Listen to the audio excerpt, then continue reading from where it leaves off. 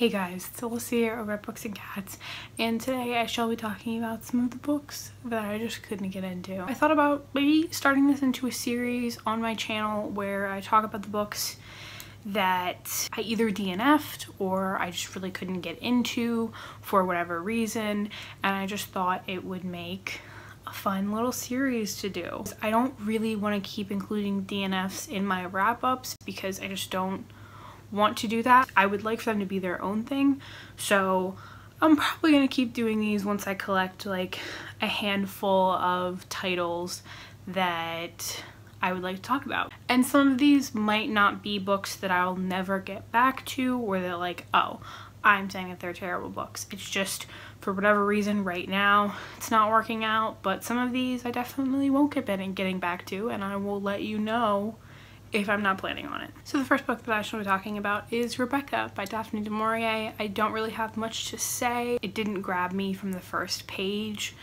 and sometimes I really can't be bothered to read books that don't immediately grab my attention. So for right now in time, I ended up unhauling it because I had my copy for like a couple years, and I'm just not gonna read it soon, but maybe in the future, a couple years down the road, I will want to read it again, but it's just not going to happen anytime soon. The next book is The Girl Who Circumnavigated Fairyland in a Ship of Her Own Making by Catherine M. Valenti. This was a book I've had on my radar for a very, very long time. I know it was popular on BookTube. I like saw people talking about it years ago. I recently tried reading this, and it was the most intricate and flowery writing I've ever come across. It was so complicated to read. Like, you look at it and you're like, okay, this is middle grade, it's like 200-300 pages, this should not be too complicated for me to read. No, it's really complicated, sis. I could not get through it. I think I got 30 pages in and I'm just like, this is too dense. Like, this is too much. And like, all I think about is if I was in the age bracket for middle grade, how I would not be able to understand a book like that. I would have at that age been like, huh? Like, if I can't comprehend it now, then how is it meant for like middle grade age kids? I don't know. If that's your thing, then you might love it, but it just was too much, and not, I wasn't feeling it. So at first I was doing this in the order that I like tried them / read them, but I'm gonna leave one for last specifically because I have the most thoughts on it and the most things to say. So the next one I will be talking about is Snow and Rose by Emily Winfield. I recently tried reading this for Fantasy-a-thon, I think. Yeah, Fantasy-a-thon.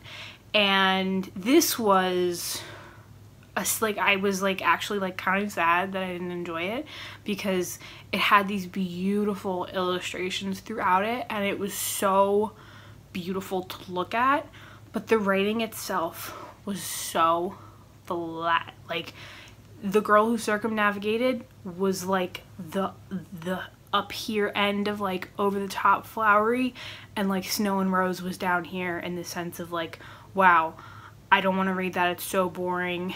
This is like, I don't even consider it storytelling because it's just like telling me things not in an interesting way. It wasn't even that the plot wasn't interesting, because like it did have kind of a cool plot. It's like a Snow White, I think Snow White and Little Red retelling or something like that, and it had a interesting plot, but the writing just was not stellar. It was just very boring and very flat and did not keep me engaged. The next one is The Frog Princess Returns by Edie Baker. This was the second most shocking.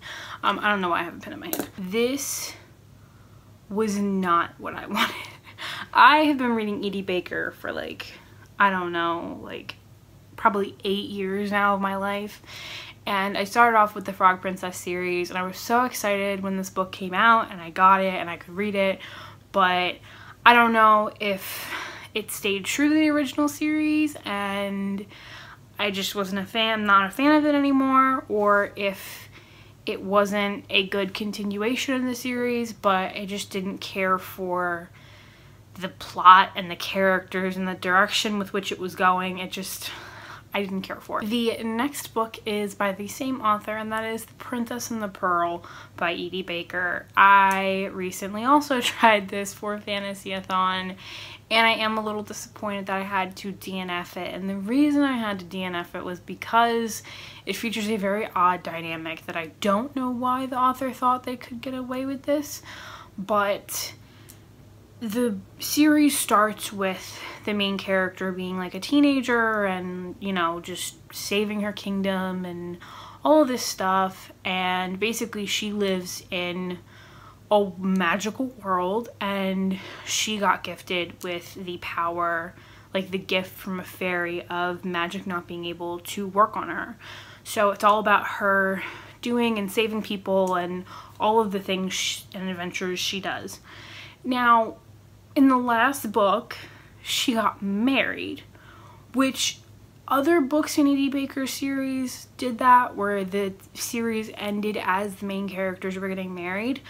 But this series is continuing, and it doesn't work because, like, they're married, and then it's like, oh yeah, and then this is our room, we're gonna go to sleep, and I'm like, okay, this is kind of awkward, they're married. Like, obviously it doesn't go into any kind of detail, but I'm just like, this is an odd dynamic and not really a thing that works in middle grade, to have your protagonist in a middle grade setting be married.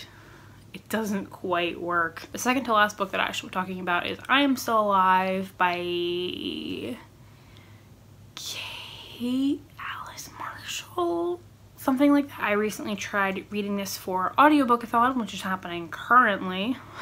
Not gonna talk about how I'm doing on that, but I tried reading this, and at first it was super engaging. Like, from the very first page it was pretty engaging. The narrator was really, really, really good. I liked her voice a lot, and it was going good, and then you start learning about the main character and you kind of hate her because she's kind of a brat and unreasonable and just kind of someone that's insufferable and someone I did not want to listen to and be in her head.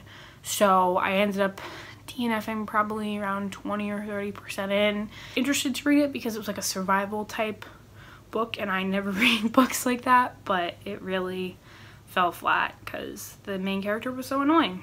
Alright, and the last book that I shall be talking about, which I never thought this would happen because I thought I was going to love this book, and that is Man Called Ave by Fredrik Backman. I am so disappointed by this one. The book is a widely popular book.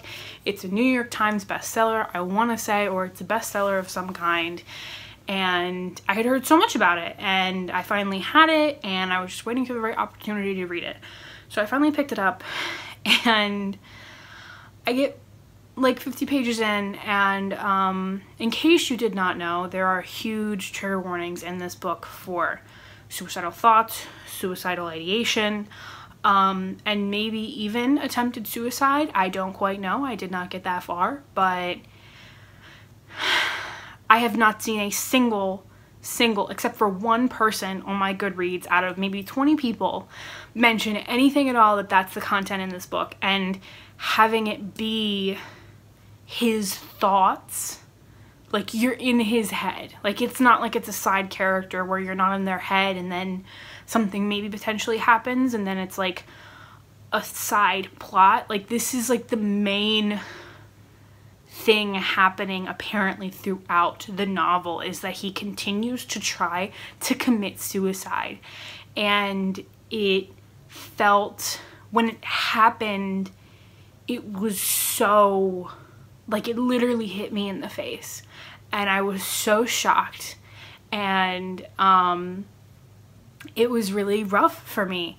And it was probably the first time in a year, maybe longer than that, that I had been triggered like that. It was really intense moment for me, and it really sucked, and I really wish I had had more warning, and it really sucked, and I was just so disappointed, and I was thinking so much about how this book was so popular and so many people have read it, and I didn't see a single thing. There's not anything on the book even hinting that that happens, and I was just really disappointed, because it truly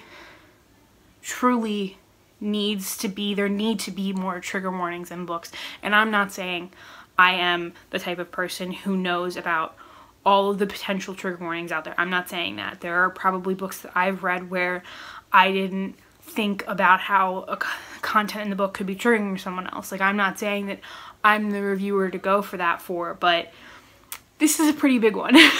This is a pretty big universal thing that more people should have mentioned or should be mentioning, and I was just really disappointed, and it made me kind of sad. And you know, I was just thinking about how I was able to be okay and recover from it, but maybe if I had been in a different place or at like a different point in my life, it would have been bad. And it just made me sad and made me realize that trigger warnings should be in books. So that is all I got for today. I hope you guys enjoyed this video. Let me know if you like this format of things. I don't know if I will or not yet, but I like the idea of putting these books in a certain video, and yeah, hopefully you guys enjoyed this.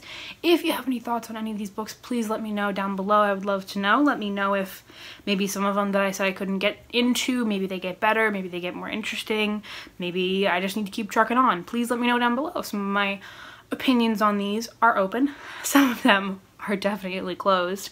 And I hope you guys enjoyed this video, and I hope I shall see you in the next one. Bye.